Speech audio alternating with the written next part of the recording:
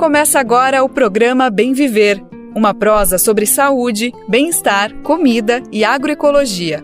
Produção Rádio Brasil de Fato.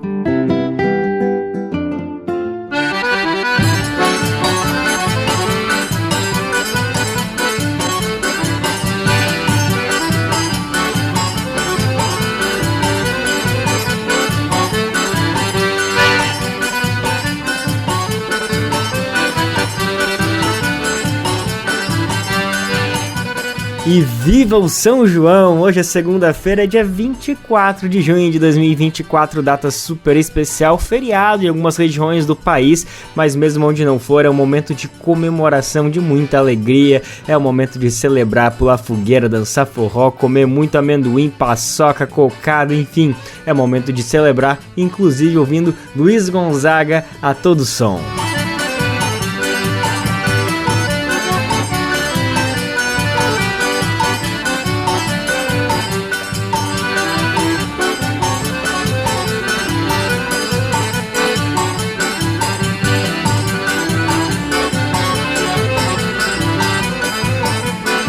Quem tá chegando por aqui nesse ritmo, nessa animação, é mais uma edição inédita e fresquinha do Bem Viver, uma produção do Brasil de Fato. Por aqui a gente vai falar sobre agroecologia, saúde, alimentação, cultura e, é claro, celebrar muito São João, essa data super importante. O último final de semana foi de muita fogueira, foi de muita festa, como também deve ser ao longo dessa semana. A gente vai falar um pouquinho do espírito dessa celebração, claro, sem deixar de lado outros assuntos fundamentais sobre política, economia, os rumos do país. Meu nome é Lucas Weber, eu te acompanho nessa próxima 1 hora. Se liga nos destaques do programa de hoje.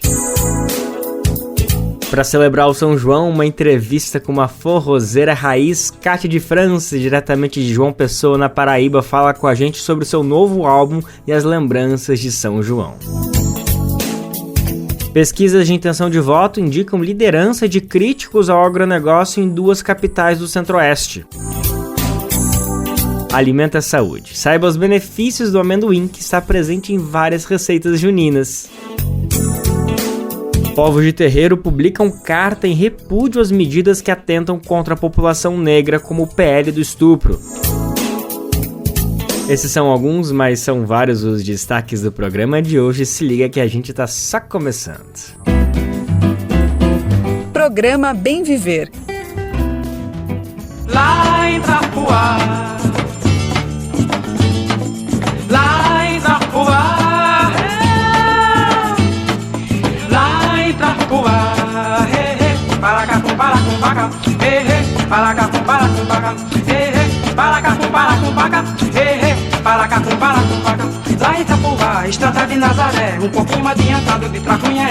Quem vai, quem E o Bem Viver hoje tem o prazer de receber a artista Kátia de França, de João Pessoa, para o mundo. Ela que recém lançou um álbum esse ano, No Rastro da Catarina. Vamos falar sobre ele e também vamos recordar sobre esse outro grande clássico da música brasileira, lançado em 1979, 20 Palavras ao Redor do Sol. Kátia de França, que é muito famosa por justamente trazer muito dos ritmos nordestinos, passando por chachado, forró, baião, e colocar bastante de guitarra elétrica, outras experiências sonoras que vêm de outras culturas e fazer uma miscelânea, uma mistura que é muito único do trabalho dela. Esse álbum que eu acabei de comentar, 20 Palavras ao Redor do Sol, também é muito conhecido por juntar poemas, por juntar poesia. Por exemplo, João Cabral de Melo Neto também participa de alguma maneira desse trabalho, que contou com outros grandes nomes da música, especialmente do Nordeste, entre Zé Ramalho, Dominguinho, Sivuca, também teve Bezerra da Silva e Lulu Santos.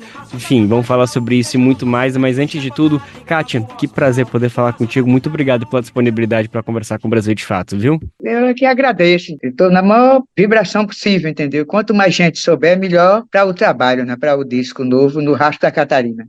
Bora divulgar sobre ele, fala bastante de como ele surgiu, de todas as inspirações, fazer as conexões com os teus outros trabalhos, mas antes de falar sobre tudo isso, eu queria um pouquinho de celebrar um pouquinho contigo esse São João, essa data tão especial que mexe especialmente com o povo nordestino, mas com o Brasil inteiro, porque hoje ele está disseminado, aí é uma referência. Não tem cidade brasileira que não tem uma fogueira aí em Riste, aí todo mundo comemorando com as bandeirinhas, com um bom forró.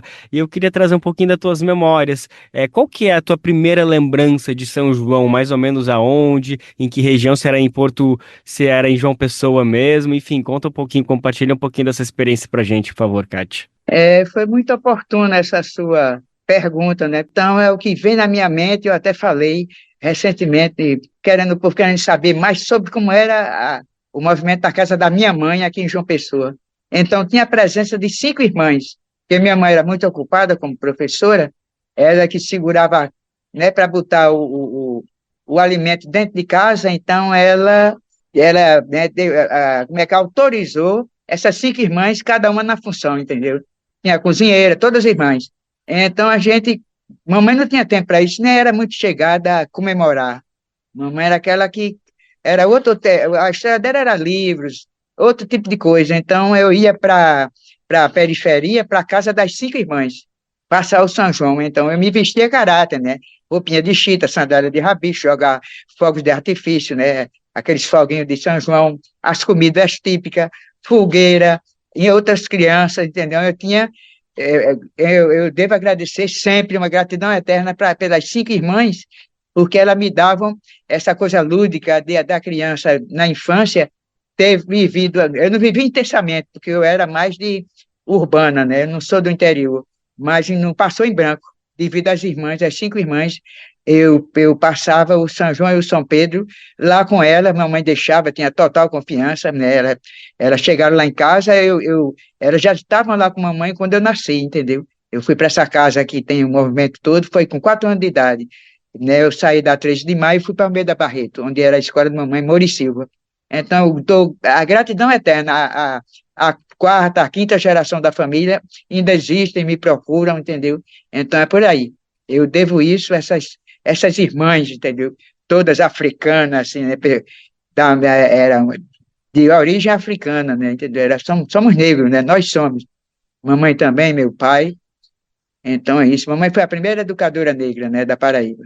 Então essa é a lembrança que eu tenho para lhe dizer, Lucas. Eu não estou mentindo, né? Assim, eu estou dizendo que eu vivi o que tem mais a ver com o povo brasileiro, a festa de São João e São Pedro, do que o Natal. O Natal é para gente rico, né? Entendeu? O Natal, claro que é o nascimento de Jesus Cristo, tudo bem, mas transformaram numa grande fonte de dinheiro, né? Então, tem a ver com a gente, é o milho. Todo mundo, onde você for no interior, em qualquer parte do Brasil, tem milho na mesa, tem alegria, tem bandeirinhas, tem agradecendo que nós estamos vivos, apesar desse mundo conturbado. Vamos falar um pouquinho mais então dessa relação com a tua mãe, especialmente por ela ser professora. Eu queria te ouvir um pouquinho quão importante foi isso, quanto isso influenciou no teu desenvolvimento como pessoa e também como artista, como cancioneira, como compositora. Ela literalmente, ela me ensinou, me alfabetizou, cantando, entendeu? Ela não me botou logo na escola, não, entendeu? Ela sabia que eu tinha de me socializar, né, entendeu? Mas eu me lembro que ela ensinou juntar as sílabas, né? Um B com um abá, mas cantando. Um B com E, B, um B com I, B, pronto. E depois me deu um piano, eu com 4 anos. Um pianinho que era de brinquedo, mas saía som, entendeu? A afinação era meia duvidosa, mas ela me deu um piano pequenininho, de criança, e ela não quis que impor a vontade dela, mas ela fez eu conviver com instrumentos musicais para eu aprender, descobrir a música e amar, que foi o que ela fez muito bem, e até hoje eu vivo disso, e sou grata por isso. Então, ela me deu esse piano de brinquedo, e eu só fui ganhar com 12 anos o que eu tenho até hoje, né? O definitivo, um piano alemão, Essenfelder. Então, isso é a presença musical na minha vida, mas ela não queria o popular. Mamãe queria que eu fosse pianista clássica, né? E isso realmente imperou. Até os 15 anos eu estudei na Escola Antenor Navarro, Luzia Simões, professor Gerardo Parente, minha professora de piano, Terezinha Avelar, que ainda existe, está com 90 e poucos anos, me cumprimentou há poucos dias, gravou um áudio para mim. Então, era música clássica. Eu só fui passar para a popular quando eu fui para um colégio interno em Pernambuco e não podia levar o piano.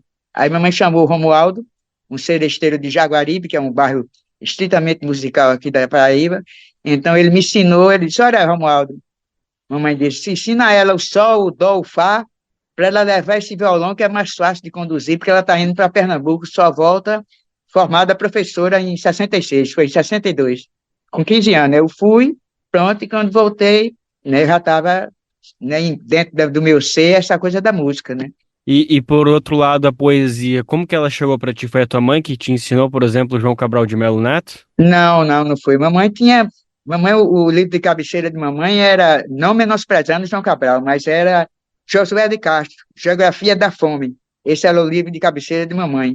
Agora, a chegada de João Cabral na minha vida, quando voltei do colégio, eu voltei formada, mas com intimidade, porque eu fiquei fora no momento que os meus amigos, né, da mesma idade, todos foram avançando na cidade, né, na capital, e eu vim do interior de Pernambuco, completamente, entendeu? Sem ter uma turma, né, sem ter um grupo de amigos que andaram juntos, isso dá o maior valor.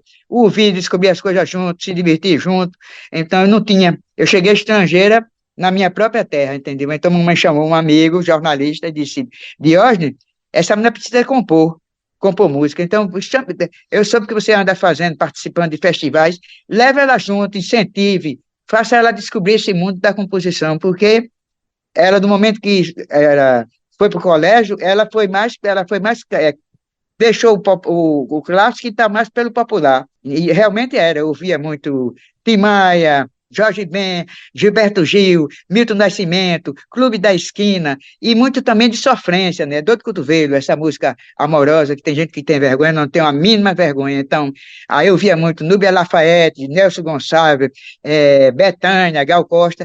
Então ela disse para o Diógenes, jornalista, leva ela para compor, para resgatar, que a minha filha está assustada porque não tem turma.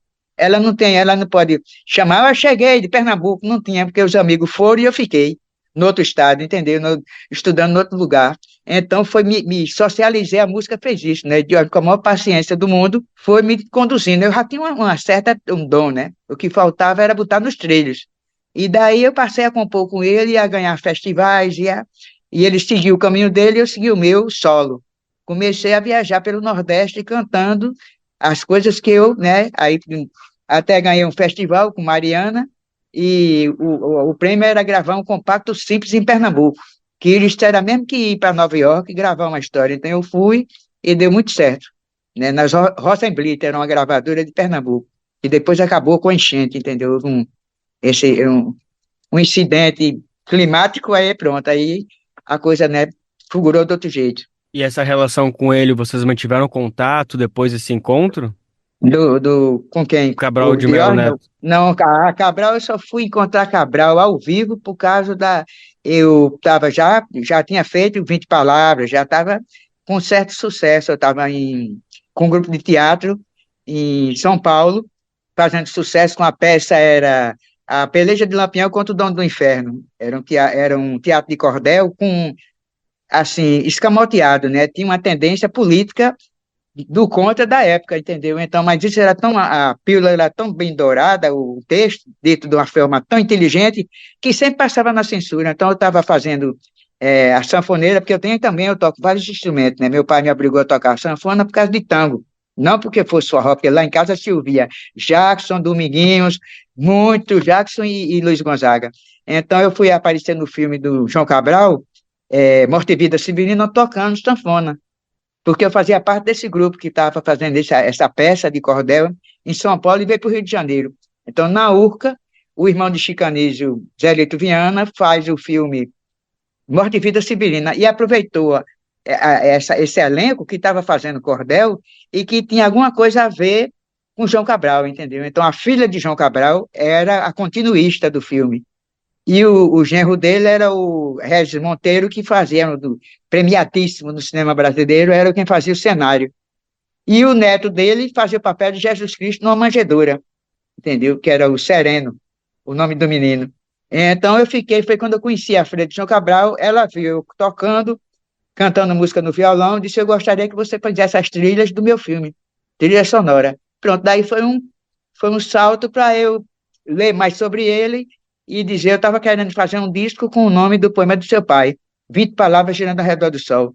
ela disse, vou me inteirar com o meu irmão, Rodrigo, que é o procurador do meu pai vive aqui, vive no exterior, que era embaixador, e realmente ele, da maneira como a filha me apresentou com respeito, né, e com carinho, então ele convenceu o pai a permitir que eu usasse, né, além de musicar os poemas dele. Então foi assim, eu fui apresentada mesmo, entendeu? Eles moravam no Aterro do Flamengo, no Rio de Janeiro, num apartamento, né? E eu fui convidada para um almoço X para conhecer João Cabral pessoalmente. Então daí as coisas, né, deram tudo certo, foi autorizado que eu usasse o nome, e eu passei tem muitas músicas dos poemas dele, né? Além de 20 palavras, tem No Guarda-Chuva, tem Lá em Trapuá, que foi tema da novela no ano passado, entendeu? Então por aí foi o meu, conheci pessoalmente. E tu sabe se ele gostou do resultado da adaptação, ele chegou a te dar esse retorno? Não, ele é muito fechado, é um homem quase que não ria, né, entendeu? Porque não era, ele não podia, ele tem eles é um dos maiores poetas do mundo. Então ele tinha uma enxaqueca crônica, então você com uma dor de cabeça perene, isso é terrível. Então ele era meio fechadão mesmo, quase não ria. Eu só tenho o único retrato de João Cabral rindo foi no aquele jornal Piauí de São Paulo, aparece ele rindo mesmo, num bom momento, mas ele predominava uma sisudez e para chocar mesmo, disse, eu não gosto de música. Entendeu? Gosta, que ele morou muito tempo na Espanha, e aquele universo daquela música, entendeu? Da Catalunha e tudo, ele gostava daquela maneira do espanhol, a dança em si. Então ele não era dado a ele, apenas me conheceu, a filha me apresentou, trocamos um aperto de mão e pronto, só foi até aí, entendeu? Porque ele era um homem muito fechado mesmo, entendeu? Não era dado. Aí e o próprio Geraldinho Azevedo, Alceu, que parece que musicaram o Cão Sem Pluma, um negócio desse, dizem que ele era bem, assim, quando surgia música, ele se fechava mesmo e não tinha quem quebrasse esse ato que ele criava, essa muralha, né? Eu não foi do jeito que eu sou tímida, só o fato de eu estar na frente dele, eu quase que derreto toda, entendeu? Eu sou muito tímida na presença de grandes, não, por exemplo, eu trabalhei com o Jacques do Pandeiro, tu fizesse música com ele, puxasse papo com ele, não, ele era um senhor, entendeu? Era um senhor e de uma maior. Ninguém, acho que eu evitava até respirar muito fundo para não poder haver uma trepidação na força. Todo mundo era uma. Então, fizemos esse trabalho pelo sul do país, fazendo o Pixinguinha, projeto Pixinguinha, era eu, Jacques do Pandeiro, a Anastácia, ex-mulher na época era a esposa de Dominguinhos, e Java Marisa estava, tinha Severo na sanfona e todos os sobrinhos na percussão de Jacques do Pandeiro, acompanhando o tio, né, entendeu?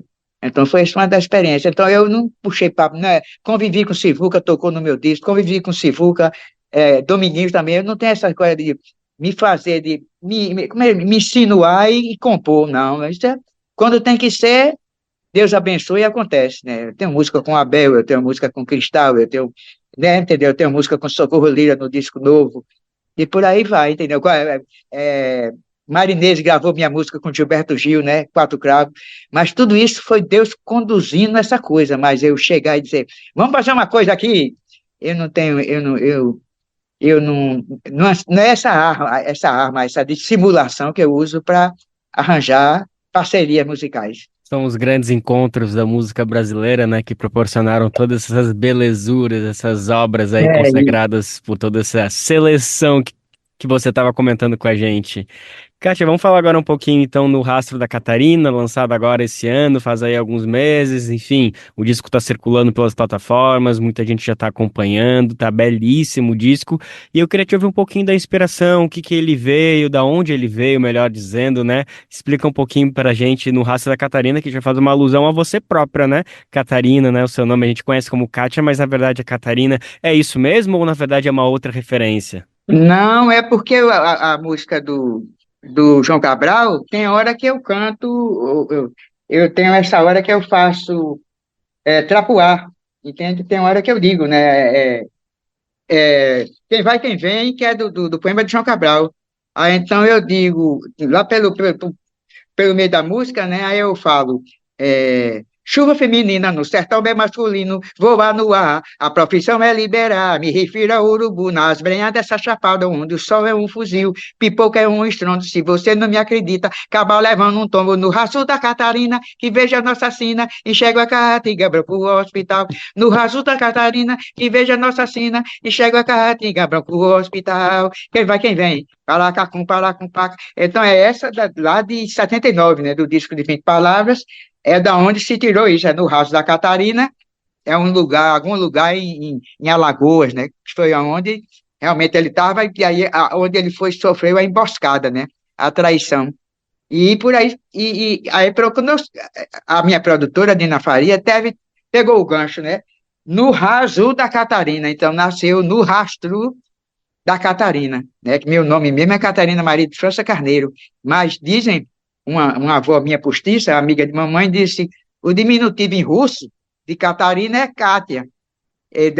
Eu não sei qual foi o Google que ela consultou para chegar a isso. Então, predominou esse nome, que é um nome muito comum, Kátia. Diz 1000 Cátias que fazem música nordestina, entendeu? A Kátia de Roberto Carlos, tem outras.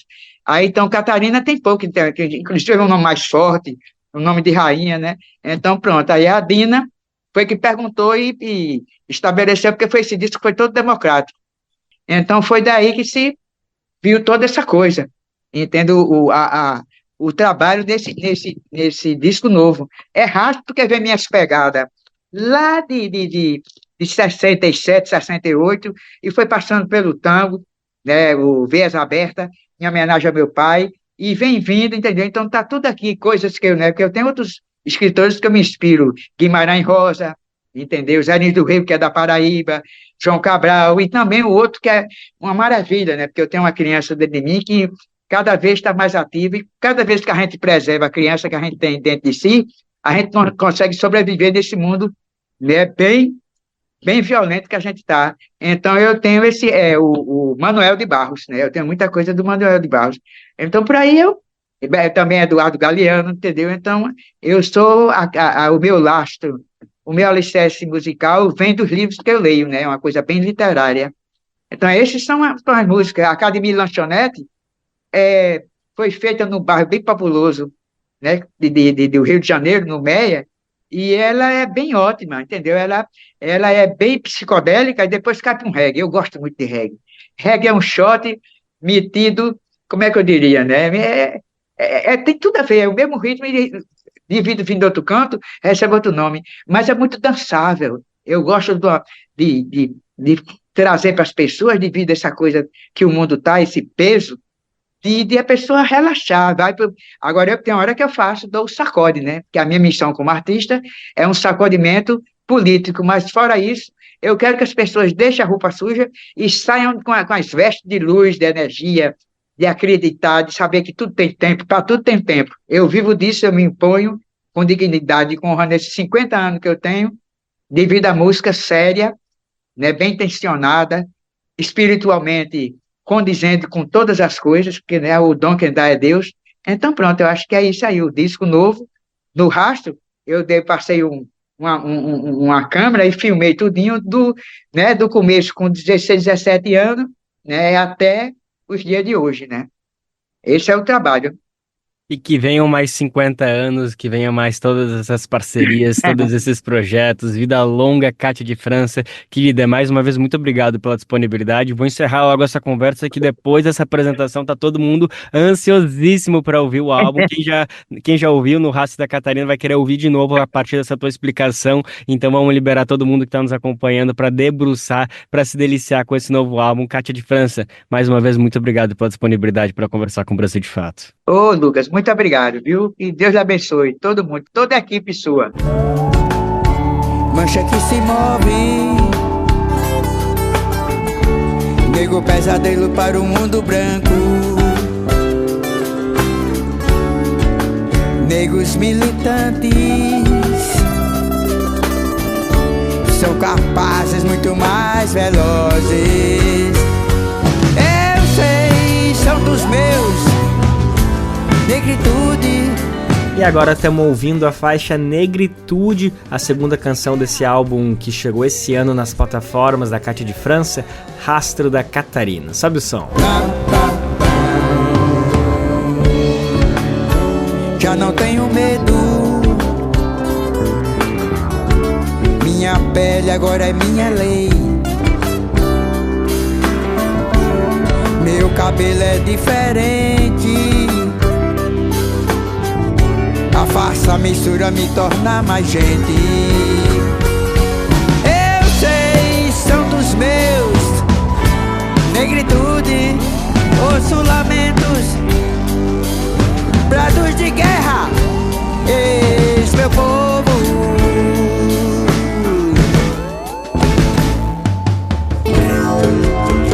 Hoje é uma força, minha negritude, atitude de quem sabe o que quer. Vamos em frente no programa, mas ainda falando de São João, especificamente da festa. Eu tenho certeza que todas as cidades do país, mas com mais vigor, Caruaru, Campina Grande, São Luís e outras cidades do Nordeste ferveram com muita forró, muita cultura popular e muita animação. E uma das atrações centrais são as quadrilhas juninas, né? Que são os verdadeiros símbolos de parte festiva do São João.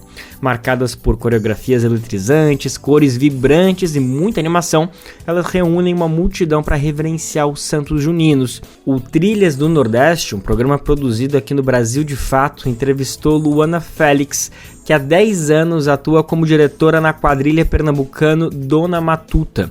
Ela tem muita história, experiência de apresentação e tá à resistência da cultura popular também. No papo com o nosso colega Rodrigo, ela falou sobre a dimensão da festa e a tradição das quadrilhas e toda a rede de trabalhadoras que estão mobilizadas. Escuta só um trechinho. Eu acredito que a movimentação, assim, a capilaridade de abarcar assim, tantas pessoas numa manifestação cênica, eu acho que a gente compara assim, as quadrilhas aqui no Nordeste e as escolas de samba lá no Sudeste, né? Eu acho que a gente não tem, eu tenho certeza, a gente não tem aqui no Nordeste uma manifestação cênica que reúna a quantidade de pessoas que a quadrilha junina reúne, né? A gente já teve agora, no ano 2024, uma estreia que as quadrilhas estão fazendo, que é tipo um grande ensaio aberto para o público, não é concurso, não reúne várias quadrilhas no mesmo dia, é só aquele grupo, e mesmo assim a quadrilha consegue reunir aí um público de cerca de 7.000 pessoas para assistir a um momento como esse. Então, assim, se a gente comparar essa possibilidade, essa capacidade, na verdade, de reunir público para assistir uma manifestação cênica com muitas pessoas em cena, né? Uma manifestação que envolve música, que envolve corporeidade, que envolve ali uma narrativa de uma maneira desconstruída, assim como é as escolas de samba, como é a quadrilha. Eu acho que sim, com certeza. Eu acho que é a nossa grande representante, assim, do ponto de vista dessa magnitude que as escolas de samba representam também lá. Hoje a quadrilha é uma grande escola, né, assim, de artes. Eu acho que é o grande primeiro papel, assim, que ela desenvolve, ser um espaço de formação hoje muito importante para a região Nordeste.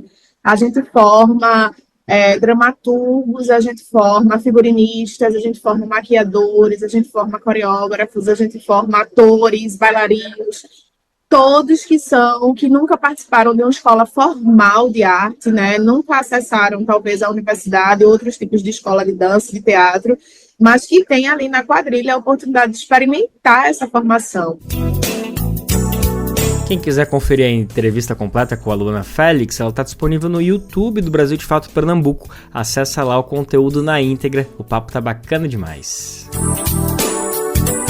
E agora um recadinho importante que a gente não se cansa de trazer todos os dias aqui no Bem Viver. Sabia que dá para repercutir, retransmitir o nosso programa de graça aí na sua emissora local, na sua rádio comunitária, educativa. É uma alegria imensa saber que o Bem Viver está chegando em vários cantos especiais do país. São dezenas, centenas de emissoras que todos os dias retransmitem o Bem Viver aí na sua grade. Se você tem disponibilidade, interesse, faz o seguinte, vai em radiobrasildefato.com.br, lá você clica em como ser uma rádio parceira, que tem o caminho tutorial para você entrar junto com a gente nessa. Bom, vamos falar um pouco sobre política. As eleições municipais estão chegando e alguns institutos de pesquisa já estão aferindo as intenções de voto. O Brasil de Fato tem acompanhado a divulgação desses levantamentos e analisado o desempenho das forças políticas em cada região. Por exemplo, no Centro-Oeste, um dado interessante.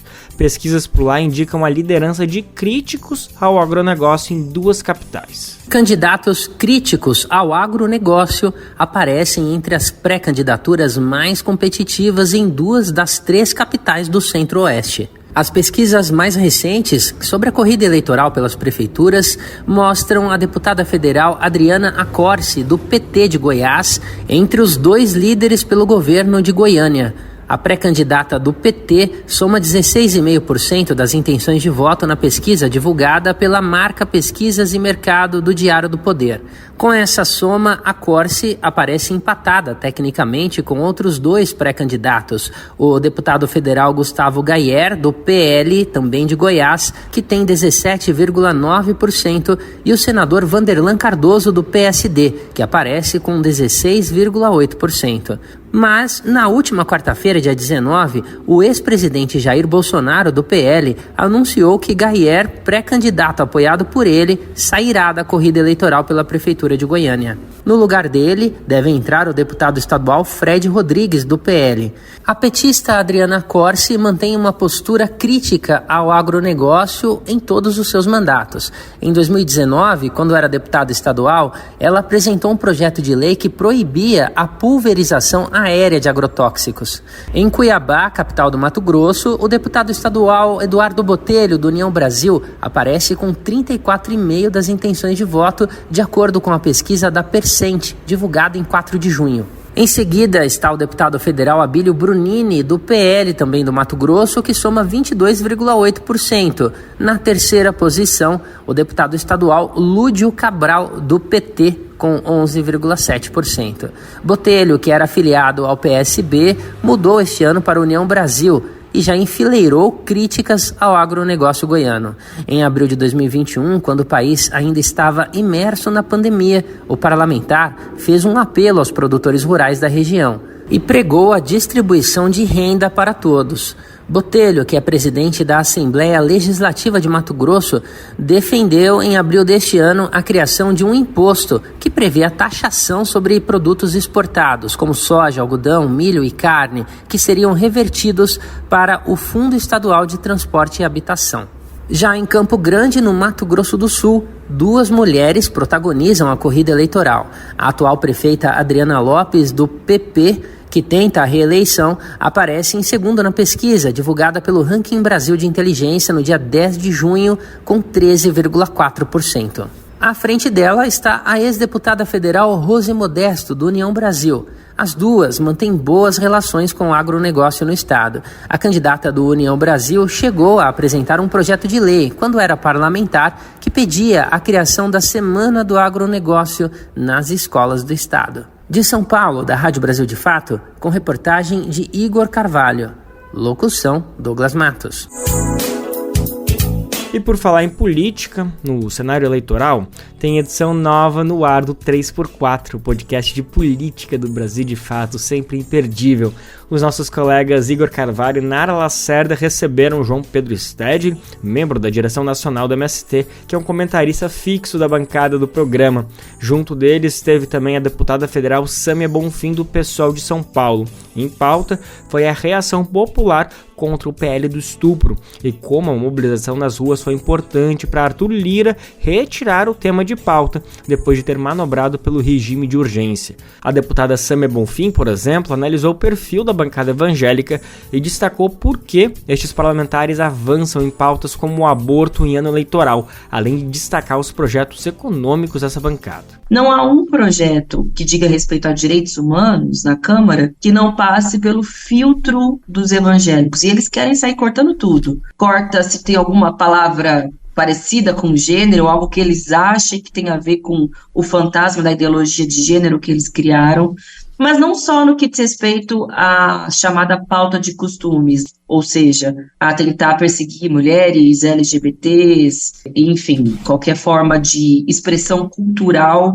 que não seja os dogmas que eles construíram, mas eles também atuam como uma força econômica importante. Não é à toa que a PEC das igrejas, que, por exemplo, já foi aprovada na Comissão de Constituição e Justiça, é uma das principais reivindicações que eles fazem junto ao governo Lula, que é para ampliar a isenção tributária de templos, porque hoje eles já têm, né? Isso é assegurado na Constituição, mas querem também ampliar para outras empresas, como gráfica, faculdade, escolas, livros, querem ampliar também para os trabalhadores que estão envolvidos nessa grande malha econômica, que são as igrejas, sobretudo as igrejas evangélicas no Brasil. Então, são uma força política, econômica muito significativa e que em muitos momentos podem determinar, né, os rumos da política no Congresso Nacional.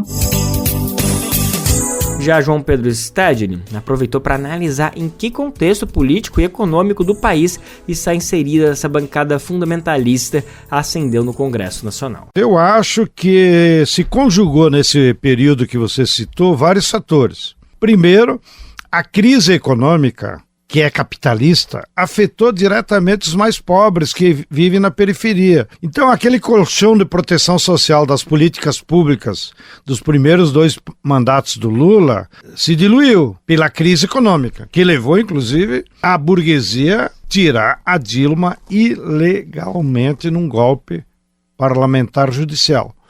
Então, deixou, digamos, os pobres que votavam no Lula à mercê de um discurso de direita. Segundo fator, é uma espécie até quase de autocrítica. A esquerda deixou de trabalhar com os pobres na periferia. Então nós não soubemos fazer a luta ideológica. Nós achávamos que com aquelas políticas públicas do governo Lula já resolveria, que era a merreca, aumento do salário mínimo, aumento dos benefícios da Previdência, Bolsa Família.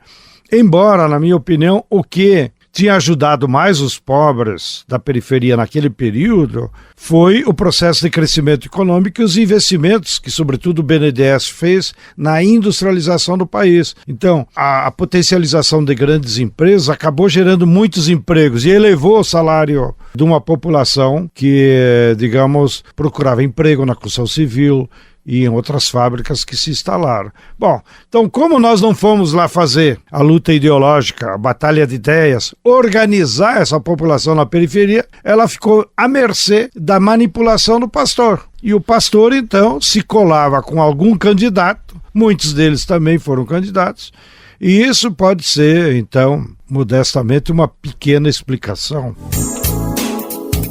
Sempre lembrando que o podcast 3x4 está disponível nas principais plataformas de podcast do YouTube, do Brasil de Fato e além do nosso site. Se você for lá em brasildefato.com.br, você vê a matéria que traz alguns detalhes, alguns comentários e também dá para ouvir na íntegra o programa que tá uma belezura como sempre.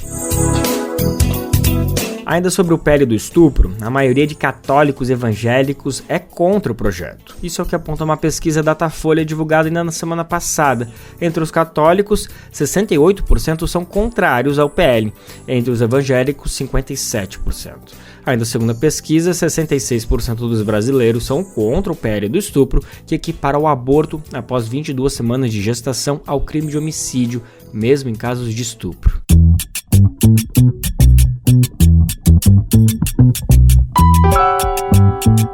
Oi pessoal, eu sou Rosana Fernandes, da Coordenação Política Pedagógica da Escola Nacional Florestan Fernandes, e hoje eu tenho um convite especial para você. A Escola Nacional Florestan Fernandes precisa do seu apoio para continuar promovendo a formação política da classe trabalhadora. Desde 2005, Mais de 40 mil pessoas do Brasil e do mundo já passaram pela Escola Nacional, que continua existindo por meio da solidariedade dos movimentos populares e associados que contribuem com esse projeto. Conheça o trabalho e seja um amigo da Escola Nacional Florestan Fernandes. Acesse www.amigosenff.org.br e saiba mais.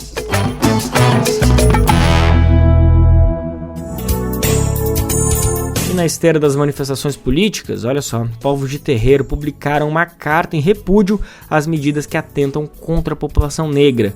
O documento cita o debate em torno do pele do estupro e a lentidão dos governos em adotar o ensino da história da África e das culturas afro-brasileiras e indígenas no currículo escolar. Quem conta mais detalhes pra gente é o nosso repórter Afonso Bezerra. Organizadores do EBE, o Encontro Nacional da Cultura de Povos de Matriz Africana, lançaram uma carta em repúdio ao projeto de Lei 1904 de 2024, o chamado PL do Estupro. A proposta, apoiada por segmentos conservadores, equipara o aborto legal em casos de estupro, quando realizado acima de 22 semanas, ao crime de homicídio simples. O documento também se coloca contra medidas do governo federal e outros projetos de lei que atentem de forma contrária, especialmente aos direitos da população negra. Os povos de terreiro afirmam que há uma tentativa de monopólio fundamentalista cristão sobre os corpos das mulheres, principalmente as negras. A carta também denuncia um boicote sistemático sobre a efetivação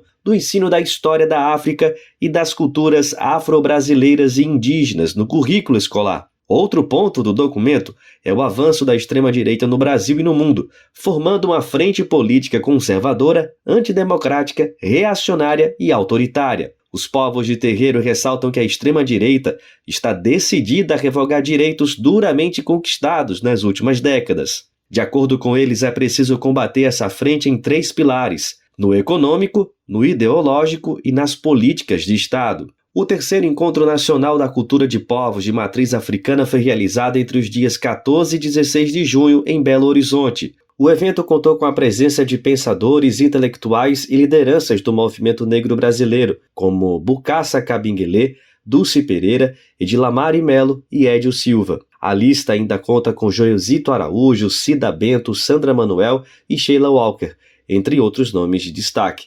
Também houve apoio e participação ativa de militantes do MST, Movimento dos Trabalhadores Sem Terra. O evento reuniu mais de 500 povos de terreiros de todo o Brasil. Da Rádio Brasil de Fato, com informações da redação em Belo Horizonte, Afonso Bezerra. Vamos falar sobre meio ambiente? Olha só, a gente vai para Belo Horizonte porque por lá uma ação da prefeitura tem dado o que falar. O governo municipal resolveu criar os chamados refúgios climáticos. A ideia é boa, né? Mas parece que esse equipamento tem apenas uma árvore e tem o objetivo, segundo a prefeitura, de resfriar a população em tempos de calor. Acontece que ambientalistas lembraram uma contradição nesse sentido, porque a prefeitura já derrubou mais de 7 mil árvores, isso só em 2023. Vamos saber mais detalhes na reportagem. Ambientalistas e lideranças políticas denunciam que, na prática, o novo projeto da Prefeitura de Belo Horizonte de construir refúgios climáticos na cidade não resolve os reais problemas do município, que foi a capital que mais esquentou em 2023. Na teoria, por outro lado, segundo a gestão de Fouad Noman, do PSD, a iniciativa serve para oferecer resfriamento à população em tempos de calor, um local de abrigo e amenização em dias muito ensolarados e também como espaço de descanso. O primeiro refúgio foi inaugurado na segunda-feira, dia 17, na Rua dos Carijós, número 679, no centro da capital mineira. O equipamento faz parte das ações previstas pela chamada Nova Agenda Verde da Prefeitura e, de acordo com a gestão municipal, se trata de um oásis urbano ou uma ilha verde que tem como elemento central uma árvore. O deputado federal Rogério Correia, do PT, é crítico à proposta e relembra que apenas em 2023, mais de 7 mil árvores foram derrubadas no município, segundo dados da própria prefeitura. Nas palavras dele, o refúgio em questão virou motivo de chacota, já que acabou sendo finalizado com uma única árvore, um banquinho e um bebedouro com vapor. Na versão oficial, esse refúgio, inaugurado pela Prefeitura da capital mineira, dispõe de uma estrutura concebida a partir de técnicas de resfriamento passivo, com um conjunto de pisos permeáveis. Na prática, o local tem funcionado com um banco sob a árvore, uma espreguiçadeira e um bebedouro. Para o ambientalista Antônio Pomar, do projeto Pomar BH, além de gerar um alto gasto para a cidade, essa proposta vai de acordo com posturas incoerentes da Prefeitura na visão dele. E isso, no entendimento de Pomar, deixa diversos bebedouros da cidade sem manutenção e mantém dezenas de árvores plantadas recentemente sem irrigação. Para o ambientalista, a ação da Prefeitura é eleitoreira. No ano passado, o Centro Nacional de Monitoramento e Alerta de Desastres Naturais do governo federal apontou que Belo Horizonte foi a capital do Brasil que mais esquentou, com registros de 4,2 graus Celsius acima da média. O deputado federal Rogério Correia acredita que, para enfrentar os efeitos das mudanças climáticas, é preciso um conjunto de ações integradas, uma vez que os moradores já sofrem efetivamente com chuvas extremas e elevação das temperaturas ano a ano. O parlamentar ainda destaca a importância da arborização das ruas e espaços públicos, propõe a meta de plantar uma árvore por habitante e acredita que é necessário cuidado com os parques e áreas verdes da cidade, como a Mata do Jardim América. É o que também aponta Magali Ferraz, que preside a Associação Comunitária do Planalto e Adjacências e lidera o movimento Salve a Mata do Planalto. Ela entende que é preciso urgentemente preservar as áreas verdes nativas, como, por exemplo, a própria Mata do Planalto, última área verde de Mata Atlântica, localizada na região norte de BH, com cerca de 200 mil metros quadrados, mais de 40 nascentes e 68 espécies de aves. Além disso, a ativista sugere o plantio de mais árvores em toda a capital, para que ela volte a ser conhecida como Cidade-Jardim, mas sem perder o foco na recuperação das matas e preservação de nascentes. Na segunda-feira, dia 1º de julho, uma audiência pública está marcada na Câmara Municipal de Belo Horizonte para discutir a desapropriação da Mata do Planalto, que está com a sua preservação em risco. O Brasil de Fato Minas Gerais entrou em contato com a Prefeitura de Belo Horizonte e aguarda respostas. A matéria será atualizada quando houver posicionamento. Da Rádio Brasil de Fato, com reportagem de Lucas Wilker na capital mineira. Locução, Douglas Matos. Se alimentar como um ato político e comida sem veneno? O Armazém do Campo reúne as duas coisas com a agricultura familiar orgânica e agroecológica dos assentamentos da reforma agrária. São várias lojas espalhadas pelo Brasil com produtos do Movimento Sem Terra, MST, além de atividades culturais, cafeteria e almoços coletivos. Encontre o Armazém do Campo mais próximo de você pelas redes sociais e venha. Traga sua família e amigos para conhecer um novo jeito de comer bem.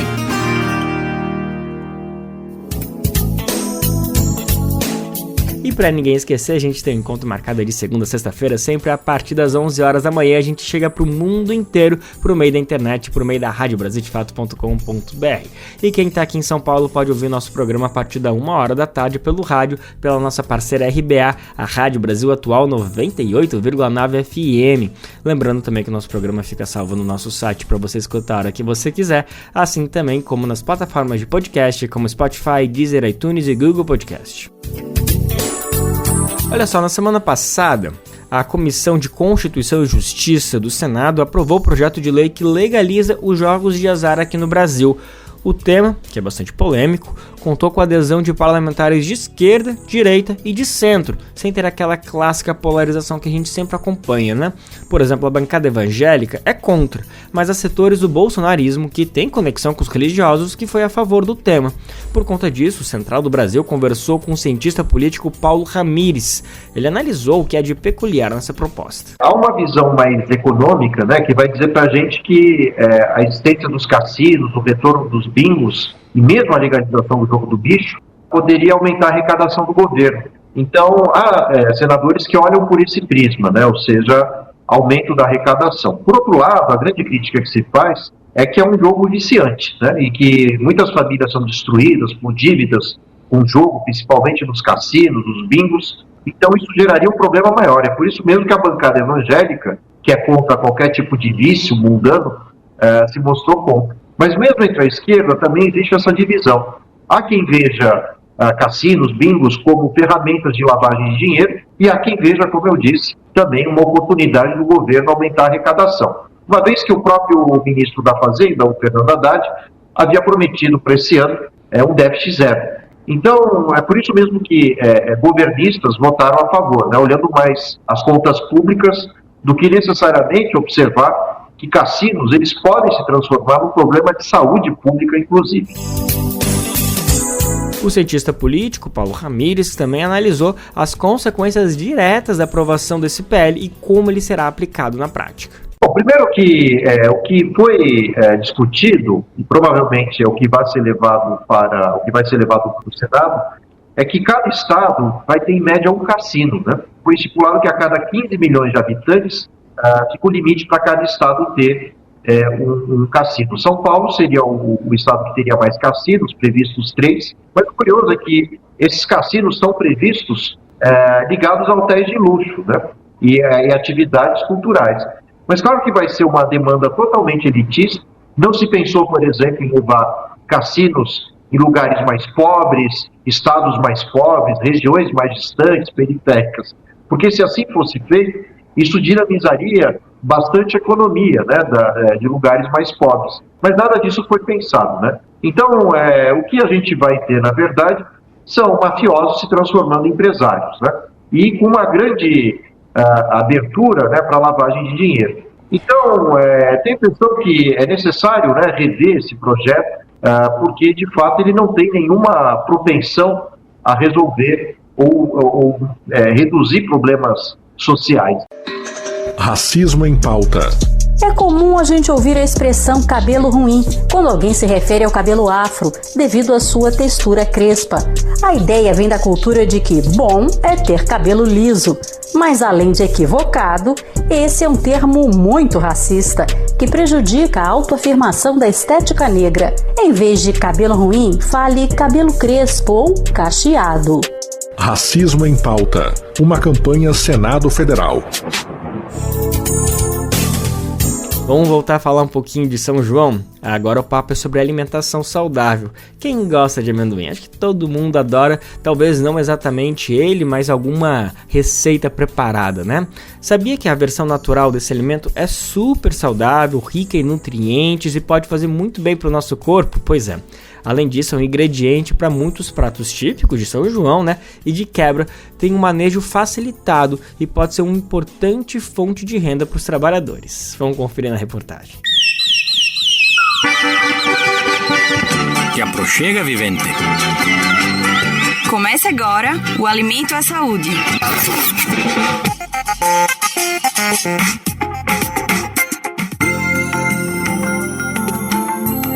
Ao lado do milho verde, o amendoim é um dos alimentos indispensáveis nas festas juninas. Seja in natura, no pé de moleque, na paçoca ou na canjica, ele está lá entrando na dança.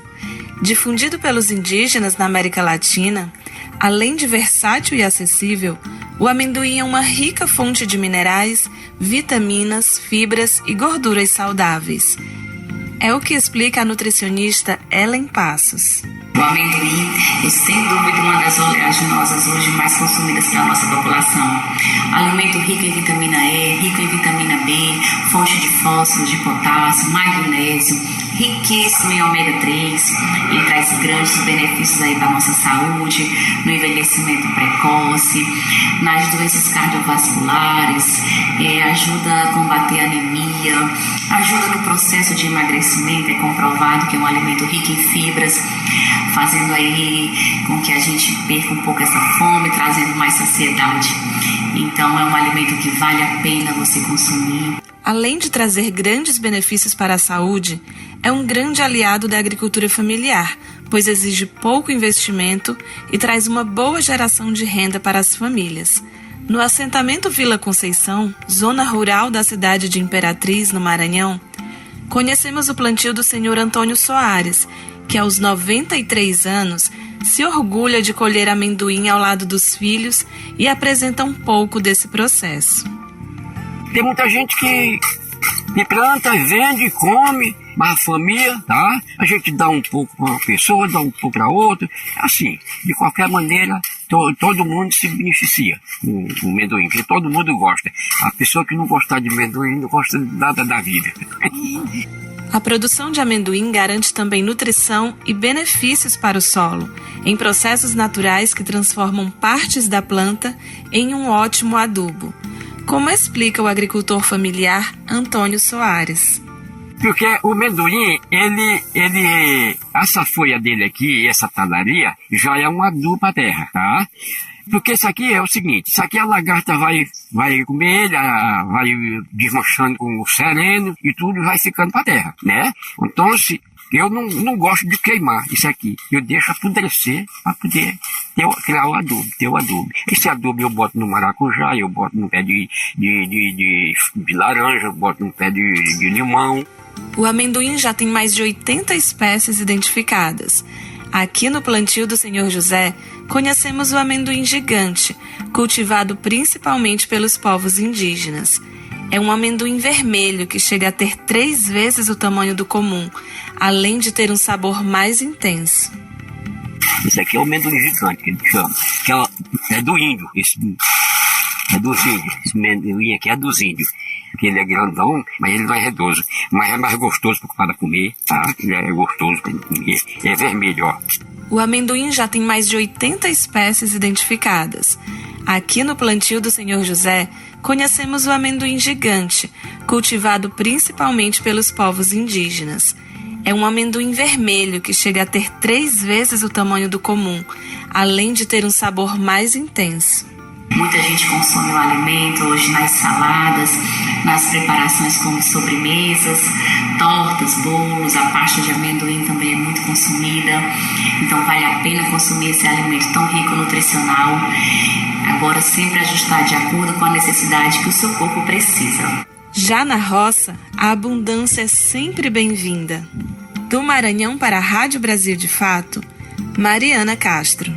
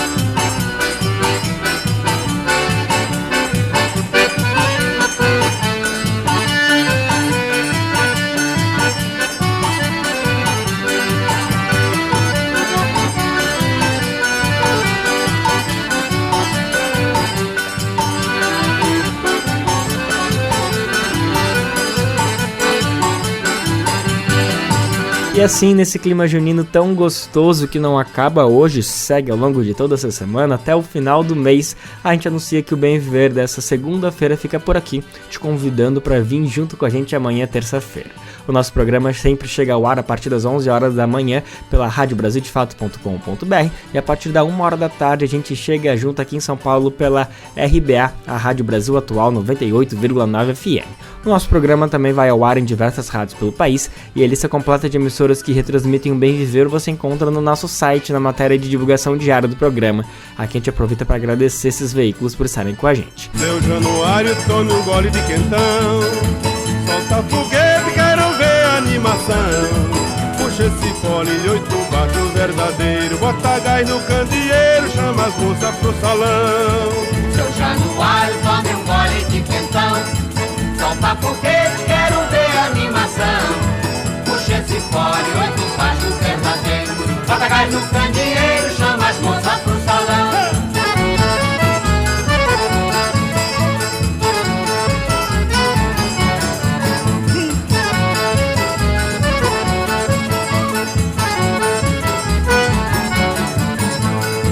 Seu Januário, nessa festa de arraiar, Quem dança, dança, quem não dança, quer dançar. Lá no terreiro é o que se vê falar. É o maior tocador que já veio nesse lugar. Seu Januário nessa festa de arraiar.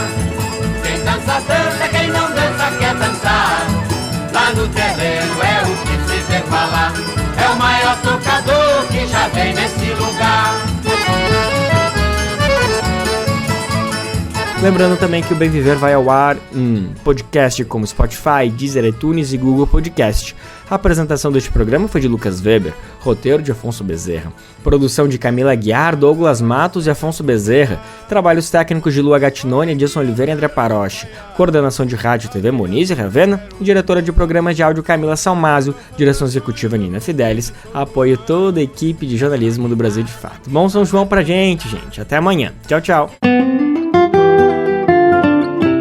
Você ouviu o programa Bem Viver, uma prosa sobre saúde, bem-estar, comida e agroecologia.